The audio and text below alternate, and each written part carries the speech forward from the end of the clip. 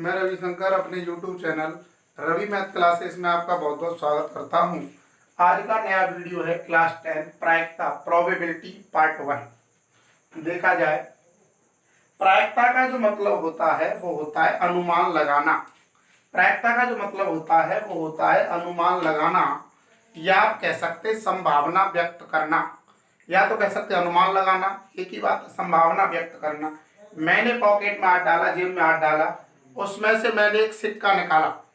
मैंने अपनी पॉकेट में जेब में हाथ डाला, उसमें से मैंने सिक्का निकाला। देखें, उसमें चित्त आना और पट्ट आना, संभावना व्यक्त करना है। चित्त भी आ सकता है, पट्ट भी आ सकता है। मैंने जेब में हाथ डाला और सिक्का निकाला, तो हो सकता है चित्त आए, हो सकता है कि पट्ट आए। ऐसे ही देखा जाए, किसी थैले में 3 प्रकार की गेंद डालें, सफेद गेंद, नीली गेंद, काली गेंद, और सफेद गेंद निकले, सफेद भी निकल सकती है, नीली भी निकल सकती है, काली भी निकल सकती है। तो इससे आप एक प्रकार से संभावना व्यक्त करना या अनुमान लगाने को ही प्रायिकता कहते हैं। संभावना व्यक्त करना या अनुमान लगाना, यही हमारी कहलाती है प्रायिकता। सबसे पहले प्रायिकता में आता है समष्टि प्रतिदर्श, या कह सकते हैं प्रतिदर्श समष्टि। प्रतिदर्श समष्टि, जिसे अंग्रेजी में हम कहते हैं सैंपल स्पेस। प्रतिदर्श समष्टि, सबसे पहला जो वर्ड होता है वो होता है प्रतिदर्श समष्टि, जिसे हम कहते हैं सैंपल स्पेस। देखें क्या होता है, मैंने कहा एक सिक्के को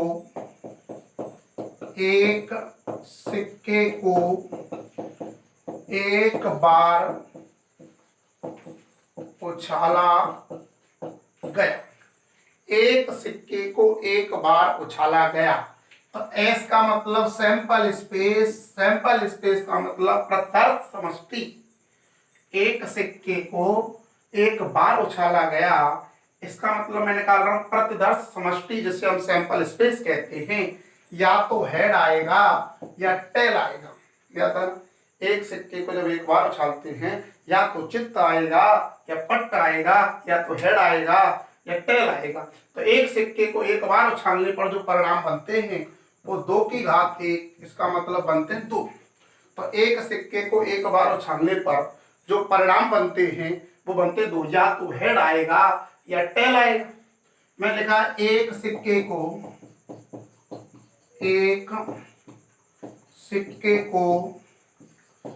2 बार उछाला गया।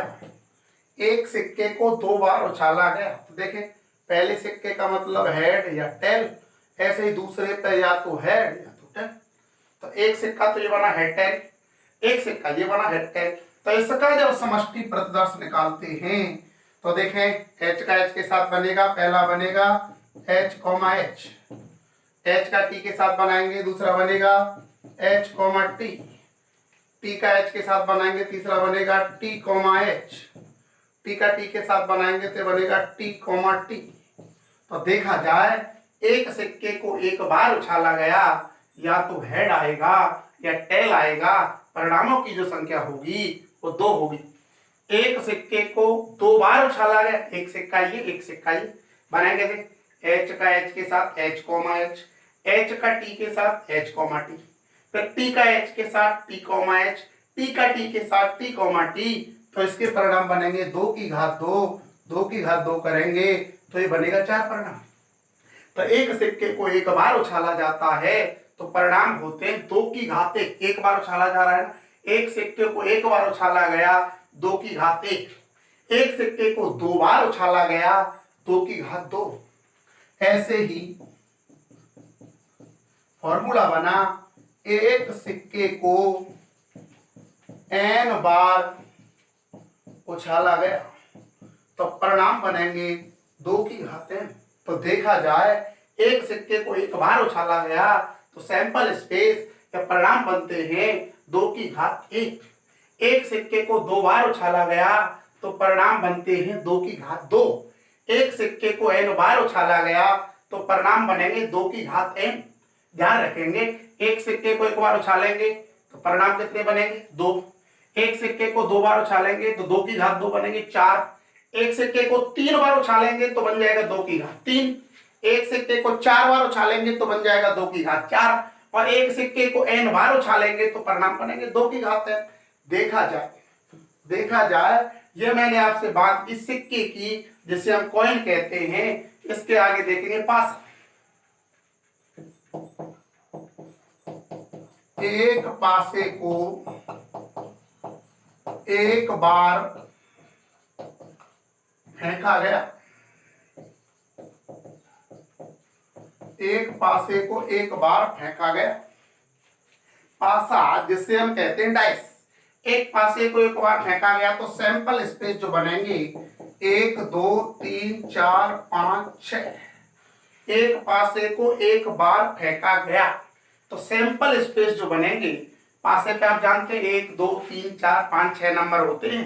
पासे की 6 सतह होती है, 6 सरफेस होती है तो नंबर भी 6 होते हैं। तो एक पासे को एक बार फेंका गया तो परिणाम बनते हैं 6 की घात 1 जिसे हम 6 कहते हैं। इसी प्रकार एक पासे को 2 बार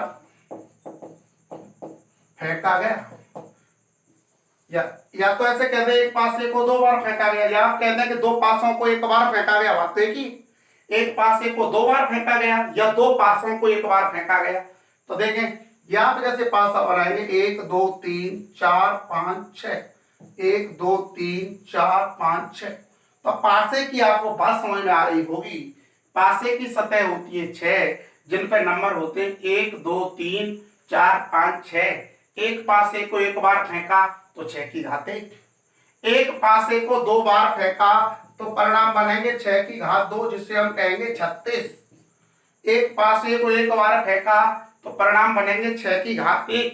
एक पासे को 2 बार फेंका तो परिणाम बनेंगे 6 की घात 2। देख कैसे बनाएंगे, एक का एक के साथ, एस का मतलब सैंपल स्पेस 1,1, एक का 2 के साथ 1,2, एक का 3 के साथ 1,3, एक का 4 के साथ 1,4, एक का 5 के साथ, फिर एक का 6 के साथ, एक का 1 के साथ, एक का 2 के साथ, एक का 3 के साथ, एक का 4 के साथ, एक का 5 के साथ और एक का 6 के साथ। तो देखा जाए एक पासा ये, एक पासा ये, एक का बनाया 1 के साथ, एक का बनाया 2 के साथ, एक का बनाया 3 के साथ, एक का बनाया 4 के साथ, एक का बनाया 5 के साथ, एक का बनाया 6 के साथ। इसी प्रकार 2 के बनेंगे 2,1 2,2 2,3 2,4 2,5 2,6।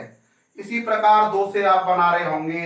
इसी प्रकार आप बनाएंगे 3,1 3,2 3,3 3,4 3,5 3,6 एंड सो एन बनेंगे 6,1 6,2 6,3 6,4 6,5 6,6। तो देखा जाए एक पासे को एक बार फेंकते हैं तो 6 परिणाम होते हैं, 1 2 3 4 5 6, 6 सतह होती हैं, 6 नंबर होते हैं, 6 परिणाम होते हैं।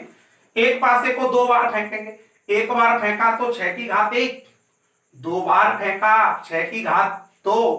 तो आप नीचे लिख दें एक पासे को n बार फेंकने पर तो आपके जो परिणाम बनेंगे वो बनेंगे 6 की घात n। एक पासे को एक बार फेंका 6 की घात 1, एक पासे को 2 बार फेंका 6 की घात 2 बनाएंगे, एक का 1 के साथ, एक का 2 के साथ, एक का 3 के साथ, एक का 4 के साथ, एक का 5 के साथ, एक का 6 के साथ। इसी प्रकार 2 से बनाएंगे, इसी प्रकार 3 के बनाएंगे, इसी प्रकार 4 के बनाएंगे, इसी प्रकार 5 के बनाएंगे, इसी प्रकार 6 के बनाएंगे। तो 6,1 6,2 6,3 6,4 6,5 6,6। एक बार फेंकेंगे 6 की घात 1, 2 बार फेंकेंगे 6 की घात 2, 3 बार फेंकेंगे 6 की घात 3, n बार फेंकेंगे 6 की घात n।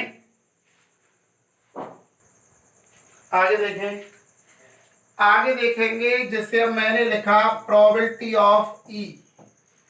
तो आप लिखेंगे किसी घटना के घटित होने की प्रायिकता, प्रोबेबिलिटी ऑफ E। E का मतलब इवेंट, इवेंट को कहते हैं घटना। E का मतलब इवेंट और इवेंट को हम कहते हैं घटना। तो किसी घटना के घटित होने की प्रायिकता, प्रोबेबिलिटी ऑफ E, जिसे हम कहेंगे हिंदी में किसी घटना के घटित होने की प्रायिकता, मैंने आगे लिखा प्रोबेबिलिटी ऑफ ई नॉट, ई बार लिख सकते हैं, ई डैश लिख सकते हैं, इसे लिखेंगे जैसे ही डैश लगेगा या बार लगेगा तो आप बताएंगे किसी घटना के घटित न होने की प्रायिकता, किसी घटना के घटित होने की प्रायिकता जिसे हम कहते हैं प्रोबेबिलिटी ऑफ ई, किसी घटना के घटित न होने की प्रायिकता जिसे हम कहते हैं प्रोबेबिलिटी ऑफ ई बार, किसी घटना के घटित होने की प्रायिकता को कहा जाता है प्रोबेबिलिटी ऑफ ई, किसी घटना के घटित न होने की प्रायिकता को कहा जाता है प्रोबेबिलिटी ऑफ ई बार। इनमें जो संबंध होता है probability of E plus probability of E bar बराबर होता है 1।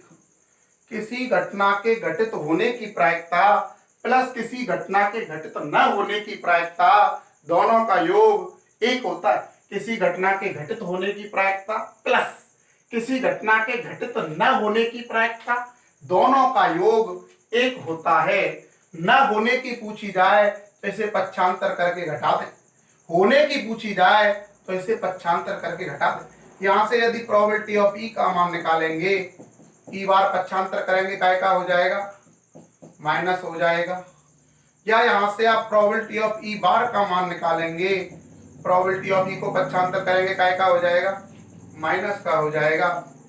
तो आपको यहां से संबंध याद रखेंगे, किसी घटना के घटित होने की प्रायिकता प्लस किसी घटना के घटित न होने की प्रायिकता, दोनों का योगफल 1 होता है। घटित होने की प्रायिकता पूछी जाए तो 1 में से घटित न होने की घटा दें, घटित होने की पूछी जाए तो 1 में से घटित न होने की घटा दें, घटित न होने की पूछी जाए तो 1 में से घटित होने की घटा दें। तो देखा जाए कभी भी प्रोबेबिलिटी ऑफ ई बराबर आ जाए 0 के तो उसे हम कहते हैं असंभव घटना, असंभव घटना जिसे अंग्रेजी में कहते हैं इम्पॉसिबल इवेंट। तो ध्यान रखना, कभी भी प्रोबेबिलिटी ऑफ ई बराबर 0 आ जाए तो उसे कहेंगे किसी भी घटना की प्रायिकता यदि 0 आ जाए या 0 दिया जाए तो उस घटना को कहते हैं असंभव घटना, जिसे हम कहते हैं इम्पॉसिबल इवेंट। इसके बाद प्रोबेबिलिटी ऑफ ई का मान कभी भी 1 आ जाए तो उसे हम कहते हैं निश्चित घटना, निश्चित घटना जिसे अंग्रेजी में कह सकते हैं सर्टेन इवेंट, सर्टेन इवेंट। तो आप याद रखेंगे किसी घटना के घटित होने की प्रायिकता प्लस किसी घटना के घटित न होने की प्रायिकता, दोनों का जो सम होता है वो 1 होता है। प्रोबेबिलिटी ऑफ ई का मान है प्रोबेबिलिटी किसी घटना के घटित होने की प्रायिकता कभी भी 0 दी जाए तो उस घटना को कहते हैं असंभव घटना। प्रोबेबिलिटी ऑफ ई किसी घटना के घटित होने की प्रायिकता यदि 1 दी जाए तो उसे कहते हैं निश्चित घटना। देखा जाए प्रोबेबिलिटी ऑफ ई का जो मान होता है वो 0 या 0 से बड़ा, 1 या 1 से छोटा, ये रिलेशन महत्वपूर्ण है। किसी घटना के घटित होने की प्रायिकता 0 भी हो सकती है, 1 भी हो सकती है। प्रायिकता 0 या 0 से बड़ी होती है परंतु 1 या 1 से छोटी होती है। तो आप याद रखेंगे सबसे महत्वपूर्ण पॉइंट है कि प्रायिकता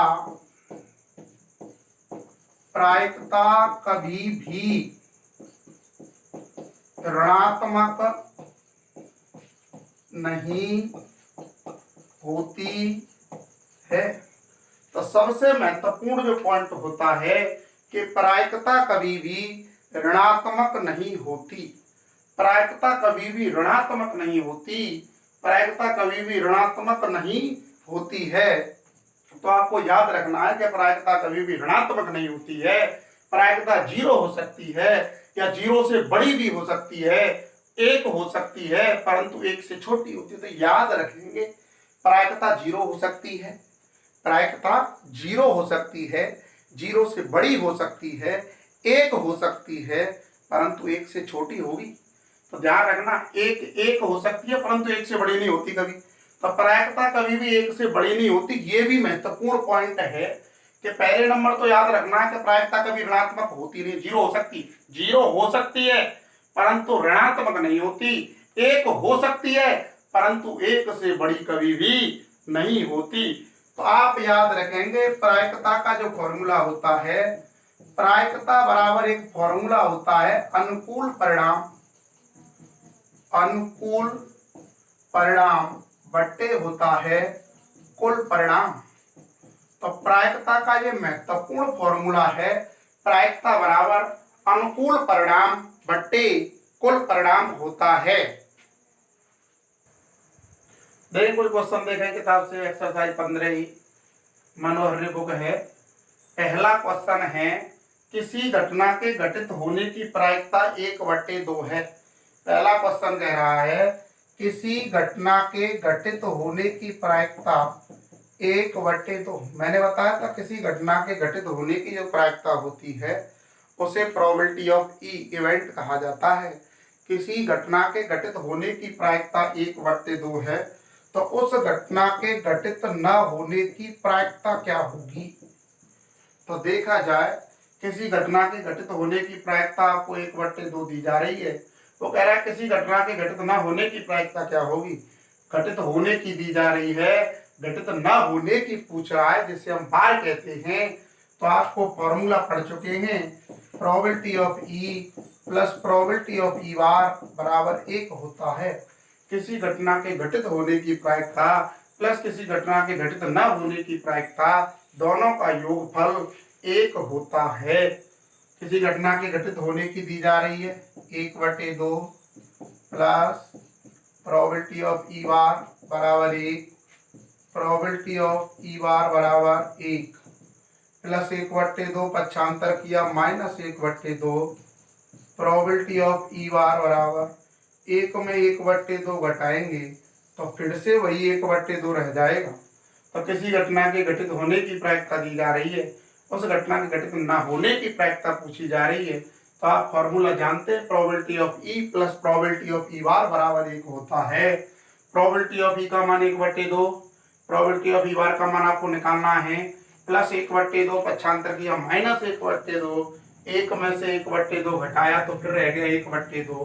क्वेश्चन नंबर 2 की बात करें, दूसरा क्वेश्चन कह रहा है 12 टिकटों पर एक एक संख्या से 1 से 12 तक संख्या लिखिए।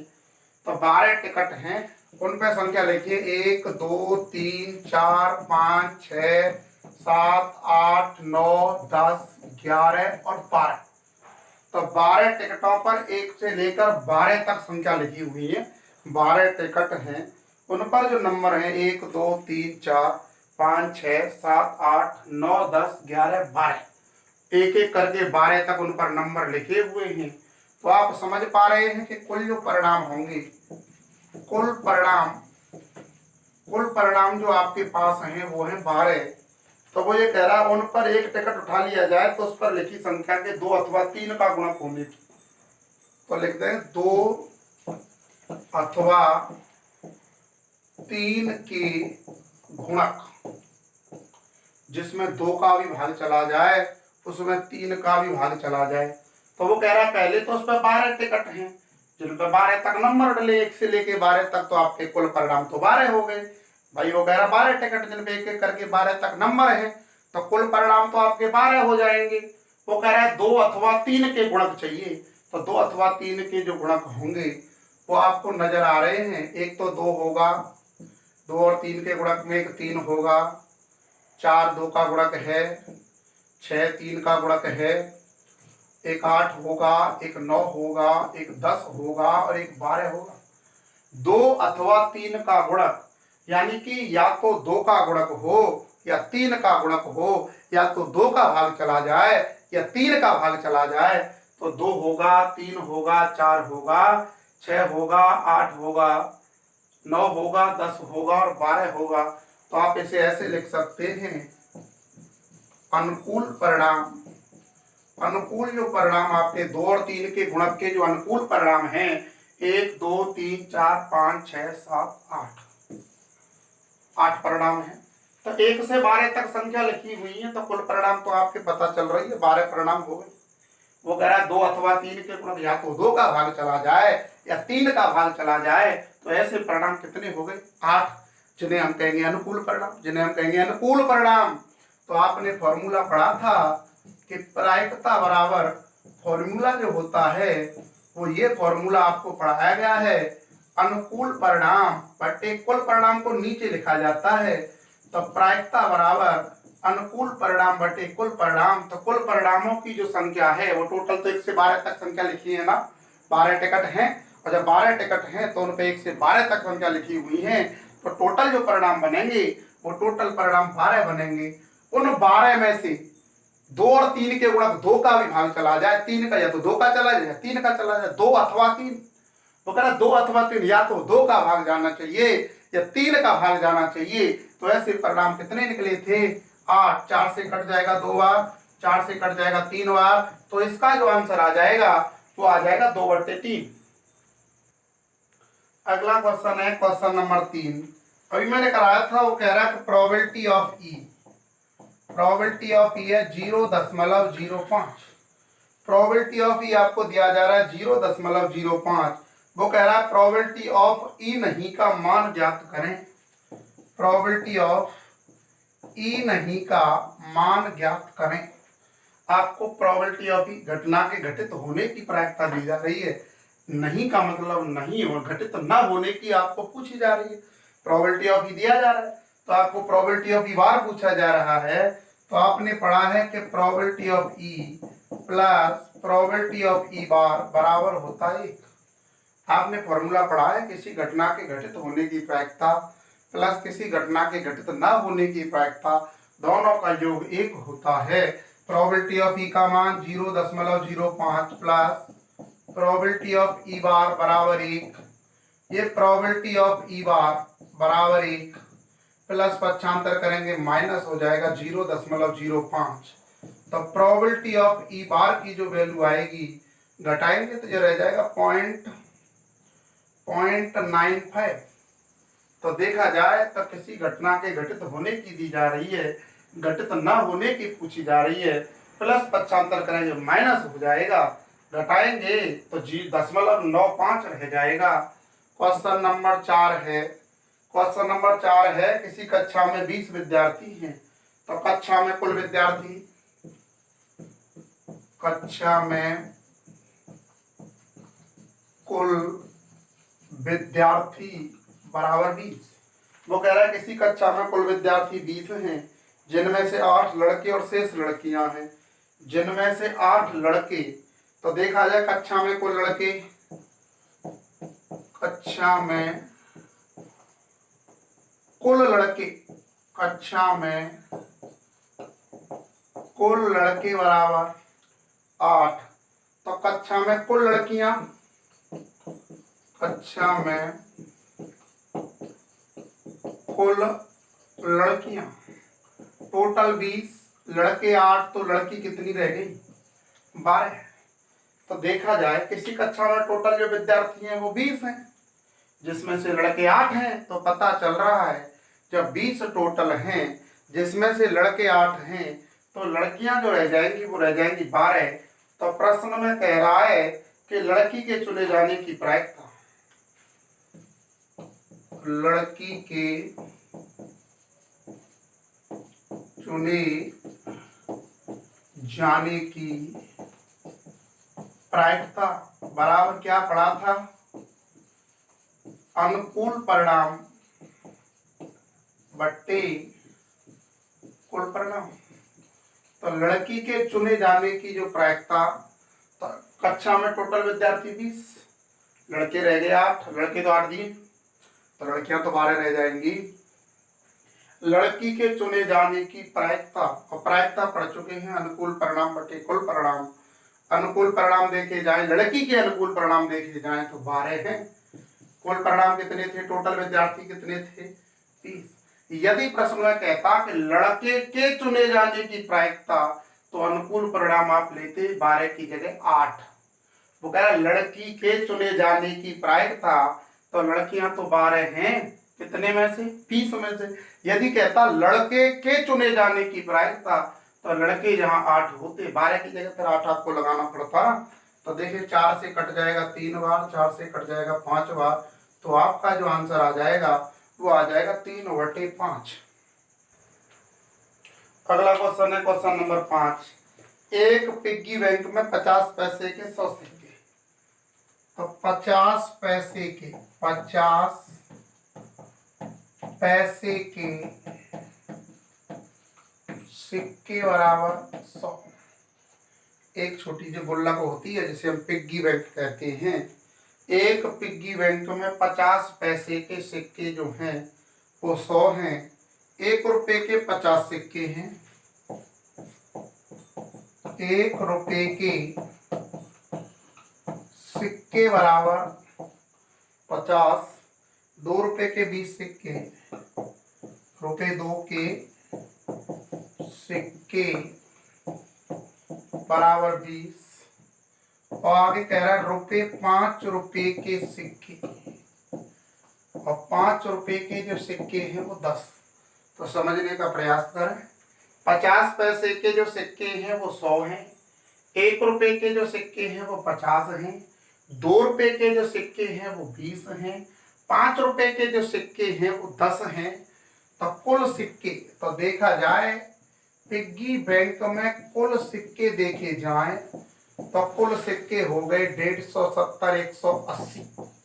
तो टोटल पिग्गी बैंक में जो सिक्कों की संख्या हो गई 180। पहला कह रहा है इसकी क्या प्रायिकता है कि गिरा हुआ सिक्का 50 पैसे का होगा। सिक्के के 50 पैसे का होने की प्रायिकता, और फॉर्मूला वही पढ़ चुके हैं। प्रायिकता बराबर क्या फॉर्मूला, अब भाई उसमें से सिक्का निकाला है तो उस सिक्के के 50 पैसे का होने की प्रायिकता पूछ रहे। और आप जान चुके हैं कि प्रायिकता बराबर होता है अनुकूल परिणाम बट्टे कुल परिणाम। तो देखा जाए 50 पैसे के अनुकूल परिणाम कितने हैं। 50 पैसे के अनुकूल परिणाम 100 है, बटे कुल परिणाम कितने हैं 180 है। 0 कट जाएगा, 2 से गया 5 बार, 2 से गया 9 बार, तो ये 5/9 निकल रहा है। तो 50 वो गुल्लक में से पिग्गी बैंक में जो सिक्का निकला है उसके 50 पैसे का होने की प्रायिकता पूछा। तो अनुकूल परिणाम बटे कुल परिणाम, 50 पैसे के अनुकूल परिणाम जान चुके 100 है। कुल परिणाम जो देख रहे हैं आप 180 है। 0 से 0 चला जाएगा, 2 से कटा 5 बार, 2 से कटा 9 बार। अगला कह रहा है कि सिक्का 5 रुपए का नहीं होगा। तो सिक्का सेकेंड, सिक्का 5 रुपए का नहीं होगा। तो देखें अब कह रहा नहीं होगा, तो आप देखें 2 तरीके से सवाल को देखेंगे। तो पहले आप लिखेंगे सिक्के के 5 रुपए का होने की प्रायिकता, वो कह रहा नहीं होगा, आप उल्टा निकालिए।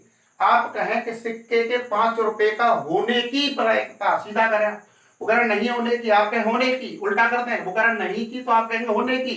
सिक्के के 5 रुपए का होने की प्रायिकता, और प्रायिकता बराबर आप जान चुके हैं, बार-बार नहीं लिखूंगा, अनुकूल परिणाम बटे कुल परिणाम। और सिक्के के 5 रुपए के होने के अनुकूल परिणाम कितने हैं 10, और बटे कुल परिणाम कितने हैं 180। 0 कटा तो कितना रह गया जी 1/18। तो मैंने कहा सिक्के के 5 रुपए का होने की प्रायिकता, तो सिक्के 5 रुपए के कितने हैं अनुकूल परिणाम 10, टोटल कितने कुल परिणाम 180। 0 से 0 कटेगा तो 1/18 बचेगा ना। अब आप उल्टा करें, आप लिखें कि सिक्के के 5 रुपए का न होने की प्रायिकता। मैंने अभी आपको कराया था कभी भी होने की दी जाए तो एक में से न होने की घटा दें, और न होने की दी जाए तो एक में से होने की घटा दें। तो सिक्के के 5 रुपए का न होने की तो एक में से काय की घटा दें होने की। तो जब आप देखेंगे तो आपका आंसर 17/18 आएगा। परंतु देखा जाए ढंग से इसको अभी समझेंगे। उसने कहा कि सिक्का 5 रुपए का नहीं होगा, इसकी प्रायिकता बताइए। तो मैंने कहा, मैंने इसको उल्टा लिखा कि सिक्के के 5 रुपए का होने की प्रायिकता। अब 5 रुपए का होने की कह रहा है ना, तो 5 रुपए के अनुकूल परिणाम 10 है और कुल परिणाम कितने हैं 180। 0 से 0 कटेगा, 1 बटे 18। अभी तो होने की है, मुझे चाहिए ना होने की। पूछ रहा है ना होने की। अब कभी भी ना होने की पूछी जाए तो एक में से होने की घटा दें, ना होने की पूछी जाए तो एक में से होने की घटा दें, और होने की पूछी जाए तो एक में से ना होने की घटा दें, तब भी फिर देखा जाए। या आप देखें डायरेक्ट इसकी प्रोबेबिलिटी आप निकालें। अब डायरेक्ट प्रोबेबिलिटी बोला सिक्का 5 रुपए का नहीं होगा। देखिए 5 रुपए का कहाँ नहीं होगा, यही तो होगा। यहाँ तो 5 रुपए का सिक्का है, किन किन पे नहीं है। नहीं होने के कितने परिणाम है 20 और 50 70, कितने हो गए 170 बटे कुल परिणाम कितने हैं 180। तब भी आप देखें बोला सिक्का 5 रुपए का नहीं होगा। अभी होने को देखो, ये तो होने के हैं 10, ना होगा, ना होने के कितने हैं अनुकूल 100 और 50 150 और 20 170, यानी कि ना होने के। अब डायरेक्ट आप, ये तो आपको मैंने मेथड करा दिया है, डायरेक्ट आप इसको सोचना चाहें तो सिक्का 5 रुपए का नहीं होगा, डायरेक्ट कर रहा हूं, सिक्का 5 रुपए का नहीं होगा। तो कितने ऐसे परिणाम हैं जहां सिक्का 5 रुपए का नहीं है, कितने ऐसे परिणाम हैं यहाँ सिक्का 5 रुपए का नहीं है। ये तो सिक्का 5 रुपए का है, नहीं कितने 100 50 150 170 170 परिणाम हैं। और कितने में से हैं 180 में से हैं। 0 से 0 कट जाएगा, फिर भी आंसर 17 बटे 18 आएगा। अगला क्वेश्चन है, यदि एक थैले में 3 लाल गेंद है 5 काली गेंद है, लाल गेंद बराबर 3, काली गेंद बराबर 5, तो आप यहां लिखेंगे कुल गेंद बराबर 8। किसी थैले में लाल गेंद है 3, काली गेंद है 5, तो कुल गेंद हो जाएंगी 8। वो कह रहा है एक लाल गेंद निकालने की प्रायिकता, लाल गेंद निकालने की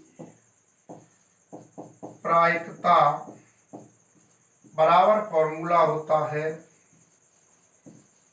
अनुकूल परिणाम बटे कुल परिणाम। तो देखें थैला है जिसमें लाल गेंद है 3, काली गेंद है 5, तो टोटल गेंद हो गई 8। अब लाल गेंद निकालने की प्रायिकता बराबर आप जान चुके हैं अनुकूल परिणाम बटे कुल परिणाम। अनुकूल परिणाम कितने हैं लाल गेंद के, और लाल गेंद के अनुकूल परिणाम 3 हैं, बटे कुल परिणाम कितने हैं 8, तो आपका यह 3 बटे 8 आ जाएगा। और लाल गेंद की प्रायिकता, लाल गेंद 3 है, लाल गेंद 3 है, कितने में से 8 में से। अभी कहता काली गेंद होने की प्रायिकता, तो काली गेंद कितनी है 5, तो ये बनता फिर 5 बटे 8। तो देखा जाए। अगला क्वेश्चन है क्वेश्चन नंबर 7। वो कह रहा है किसी ऐसे वर्ष में जो लीप वर्ष ना हो, 53 रविवार होने की प्रायिकता, लीप वर्ष ना हो, तो आप ऐसे कह सकते हैं साधारण वर्ष में 53 रविवार होने की प्रायिकता। जो लीप वर्ष ना हो, जो लीप वर्ष ना हो तो वर्ष होगा साधारण, सिंपल ईयर। अब देखा जाए कि सिंपल ईयर जो होगा, सिंपल ईयर, और सिंपल ईयर आप जानते हैं जिसमें दिन जो होते हैं वह 365 डे। तो देखा जाए साधारण वर्ष, वो कह रहा है कि जो लीप वर्ष ना हो, ये डिपेंड नहीं करता कि 53 रविवार आए, 53 सोमवार आए, 53 मंगलवार आए, 53 बुधवार आए, कोई मतलब नहीं है, कोई भी है। 53 सोमवार भी आ सकता है, 53 मंगलवार भी आ सकता है, 53 रविवार भी आ सकता है, 53 शनिवार भी आ सकता है। तो वो कह रहा है लीप वर्ष ना हो, जब लीप नहीं होगा तो वो साधारण होगा। ये आप जान चुके हैं कि साधारण वर्ष में 365 दिन होते हैं और लीप वर्ष में 366 दिन होते हैं। अब 365 आप जानते हैं कि 7 दिन का एक सप्ताह होता है, तो एक सप्ताह में एक रविवार होता है। 365 है, उसमें मैंने भाग किया 7, 7 पंजे 35, 1 आएगा, 5 आएगा, 7 दूनी 14, नीचे 1 रह जाएगा। तो आप इसे ऐसे कह सकते हैं कि 52 सप्ताह और 1 दिन। साधारण वर्ष में 365 दिन होते हैं, जिन्हें हमने कन्वर्ट कर दिया 52 सप्ताह 1 दिन होता है। तो देखें, अब साधारण वर्ष में 53 रविवार, साधारण वर्ष में 365 दिन होते, 7 का भाग किया 52 बार चला के, तो 52 सप्ताह 1 दिन। ये 52 सप्ताह, एक सप्ताह में एक रविवार होता है, तो 52 सप्ताह में 52 रविवार हो जाएंगे। जब एक सप्ताह में एक रविवार होता है, तो 52 सप्ताह में 52 रविवार हो जाएंगे। वो कह रहा 53 की जरूरत एक की है ना। जब 52 एक सप्ताह में एक रविवार, तो 52 सप्ताह में 52 रविवार होंगे। तो एक दिन है, हो सकता है सोमवार हो सकता है मंगल हो सकता है बुध, हो सकता है बृहस्पति, हो सकता है वो शुक्र हो सकता है वो शनिवार हो सकता है वो रविवार। तो देखा जाए, जब एक सप्ताह में एक रविवार होगा, तो 52 सप्ताह में 52 रविवार होंगे। जो एक दिन होगा, या तो सोमवार होगा, या मंगलवार होगा, या बुधवार होगा, या बृहस्पतिवार होगा, या शुक्रवार होगा, या शनिवार होगा, या रविवार होगा। मुझे चाहिए प्रायिकता। और आप जान चुके हैं कि प्रायिकता बराबर होता है अनुकूल परिणाम बटे कुल परिणाम। कुल परिणाम कितने हैं? 7 दिन कोई भी हो सकता है, तो कुल परिणाम तो 7 है। अनुकूल परिणाम कौन सा दिन चाहिए? रविवार चाहिए। तो रविवार कितने हैं इसमें? 1 है। तो अनुकूल परिणाम कितने हैं? 1। तो इसकी जो प्रायिकता निकल के आई वो 1/7। तो देखा जाए कि लीप वर्ष ना हो और लीप ना होगी तो वो साधारण होगी। साधारण वर्ष में 365 दिन होते हैं, मैंने 7 का भाग किया। तो आप ऐसे कह सकते हैं कि साधारण वर्ष में 52 सप्ताह 1 दिन होता है। 52 सप्ताह 1 दिन होता है। जब एक सप्ताह में एक रविवार होगा, तो 52 सप्ताह में 52 रविवार होंगे। 53 कह रहा है। तो जो एक दिन होगा वो या सोमवार हो सकता है, मंगलवार हो सकता है, बुधवार हो सकता है, बृहस्पतिवार हो सकता है, शुक्रवार हो सकता है, शनिवार हो सकता है, रविवार हो सकता है। तो टोटल जो परिणाम होंगे वो 7 होंगे, और जिसमें से रविवार के परिणाम होंगे। रविवार कितने हैं? अनुकूल परिणाम कितने हैं रविवार के? 1 बनेगा। इसीलिए इसका आंसर 1/7 आएगा। अगला क्वेश्चन है क्वेश्चन नंबर 8। आगे कह रहा है कि गोपी अपने जल जीवन कुंड के लिए एक दुकान से मछली खरीदती है। दुकानदार एक टंकी इसमें 5 नर मछली 8 मादा मछली, नर मछली 5, नर मछली 5, मादा मछली 8, कुल मछली बराबर हो गई 13। तो ये कह रहा है कि गोपी अपने जल जीवन कुंड के लिए दुकान से मछली खरीदती है। दुकानदार एक टंकी इसमें 5 नर मछली 8 मादा मछली हैं में से एक यदृच्छ उसे निकालने के लिए कहती है। क्या प्रायिकता? निकाली गई मछली नर। तो निकाली गई मछली के नर होने की प्रायिकता, निकाली गई मछली के नर होने की प्रायिकता। और प्रायिकता बराबर फॉर्मूला होता है अनुकूल परिणाम बट्टे कुल परिणाम। देखें, जल जीवन कुंड में नर मछली 5 थी, मादा मछली 8 थी, तो टोटल जो मछली हो गई कुल मछली 13 हो गई। निकाली गई मछली के नर होने की प्रायिकता, प्रायिकता बराबर अनुकूल परिणाम बट्टे कुल परिणाम। कुल परिणाम टोटल कितने परिणाम हैं? 13 है। निकाली गई मछली के कैसा होने की? नर होने की। नर के अनुकूल परिणाम कितने हैं? 5। तो देखें, नर होने की पूछ रहा है तो अनुकूल परिणाम लेंगे 5। यदि मादा होने की पूछता तो अनुकूल परिणाम लेते 8। तो कुल परिणाम तो 13 हैं। इसके आगे क्वेश्चन नंबर जो 9 है, ये 9वां क्वेश्चन है। एक पासे को एक बार फेंकने में ऊपर 5 बिंदु आने की प्रायिकता। पासे के एक बार फेंकने में ऊपर बिंदु 5 आने की प्रायिकता। तो देखा जाए पासा, अभी मैंने आपको बताया था पासा, जिसे अंग्रेजी में डाइस कहते हैं। तो देखें डाइस का जो समष्टि दर सैंपल स्पेस मैंने आपको कराया था 1 2 3 4 5 6। तो देखा जाए पासे के एक बार फेंकने में ऊपर 5 आने की प्रायिकता। तो देखें पासा, और पासा जब उछलता है या पासे को जब फेंका जाता है तो टोटल परिणाम 6 होते हैं, 1 2 3 4 5 6। तो देखा जाए तो 5 बिंदु ऊपर आने की प्रायिकता, 5 बिंदु ऊपर आने की प्रायिकता, 5 बिंदु ऊपर आने की प्रायिकता आप पढ़ चुके हैं। प्रायिकता बराबर क्या होता है, अनुकूल परिणाम बट्टे कुल परिणाम। तो देखा जाए ऊपर बिंदु 5 आने की प्रायिकता कह रहा है, तो टोटल कुल परिणाम तो आपके एक पासे को छालने पे 6 बनते हैं, हमेशा ध्यान रखेंगे। पासे को जब भी एक बार फेंका जाए, एक बार उछाला जाए, तो उसमें जो टोटल परिणामों की जो संख्या होती है वो 6 होती है। 5 ऊपर बिंदु 5 आना चाहिए, अनुकूल परिणाम 5 का केवल और केवल एक ही है ना, तो अनुकूल परिणाम 1 के, टोटल एक पासे के कितने बताए थे 6, ऊपर 5 आना चाहिए, तो 5 आने का तो एक परिणाम है, तो आपका आंसर आ जाएगा 1/6। अगला क्वेश्चन है क्वेश्चन नंबर 10। तो कह रहा है किसी घटना के अनुकूल संयोगानुपात 3:5 है।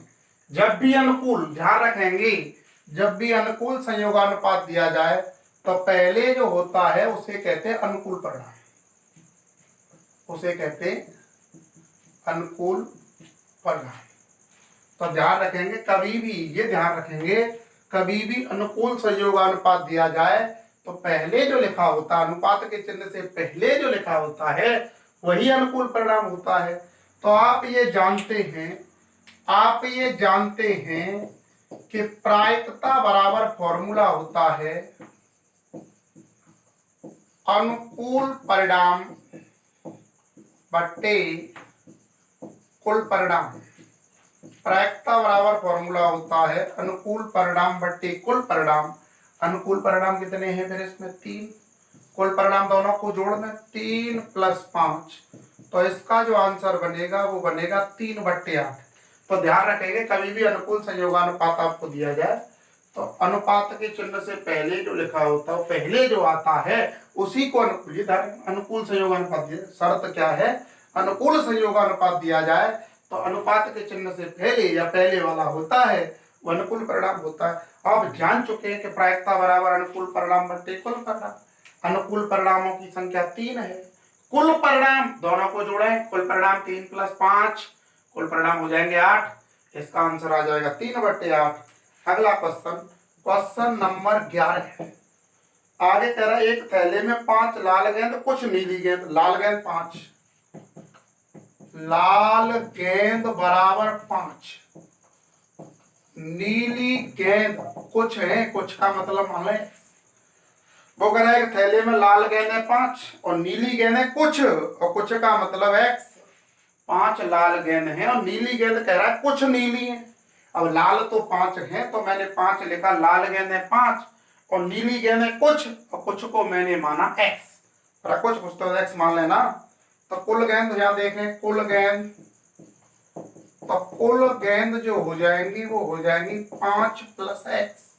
तो थैले में लाल गेंद है 5, नीली गेंद है x, तो कुल गेंदों की जो संख्या हो जाएगी वो हो जाएगी 5 + x। आगे कह रहा है इस थैले से नीली गेंद निकालने की प्रायिकता लाल गेंद निकालने की प्रायिकता की दोगुनी है।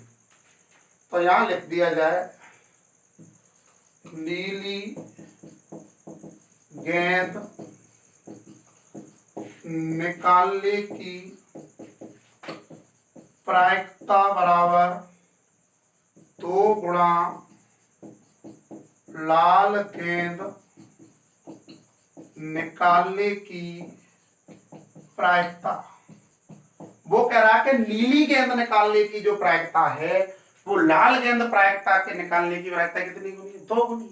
और नीली गेंद की प्रायिकता, प्रायिकता बराबर आप जान चुके हैं अनुकूल परिणाम, अब नीली के अनुकूल परिणाम x है बटे कुल परिणाम 5 + x बराबर 2 गुणा लाल गेंद निकालने की प्रायिकता, प्रायिकता का फॉर्मूला अनुकूल परिणाम, लाल के अनुकूल परिणाम 5 है बटे कुल परिणाम, और कुल परिणाम कितने 5 प्लस एक्स, तो 5 प्लस एक्स से 5 प्लस एक्स गया, तो एक्स बराबर हो गया 5 दूनी 10। तो आप नीली गेंद जो मान के चले तो वो एक्स मान के चले थे, तो नीली गेंदों की जो संख्या निकल आई वो 10 आ गई। दोबारा सुने, लाल गेंद है 5, नीली गेंद है एक्स, तो कुल गेंद हो गई 5 प्लस एक्स। लाल गेंद है 5, नीली गेंद है एक्स, तो कुल गेंद हो गई 5 प्लस एक्स। वो कह रहा है कि नीली गेंद निकालने की जो प्रायिकता है, नीली गेंद निकालने की जो प्रायिकता है वो लाल गेंद निकालने की प्रायिकता की कितनी गुनी है, 2 गुनी। गुनी का मतलब होता है गुणा। अब नीली गेंद निकालने की प्रायिकता, और प्रायिकता बराबर फॉर्मूला पढ़ चुके हैं, अनुकूल परिणाम बटे कुल परिणाम। नीली के अनुकूल परिणाम कितने x बटे कुल परिणाम कितने 5 प्लस एक्स बराबर 2 गुणा लाल गेंद निकालने की प्रायिकता, लाल के अनुकूल परिणाम कितने हैं 5 बटे कुल परिणाम कितने हैं 5 प्लस एक्स। 5 प्लस एक्स से 5 प्लस एक्स चला गया, x बराबर 5 दूनी 10। तो इसका देखें तो नीली गेंद कुछ, और कुछ का मतलब मैंने माना था x, तो नीली गेंदों की संख्या कितनी आ गई 10।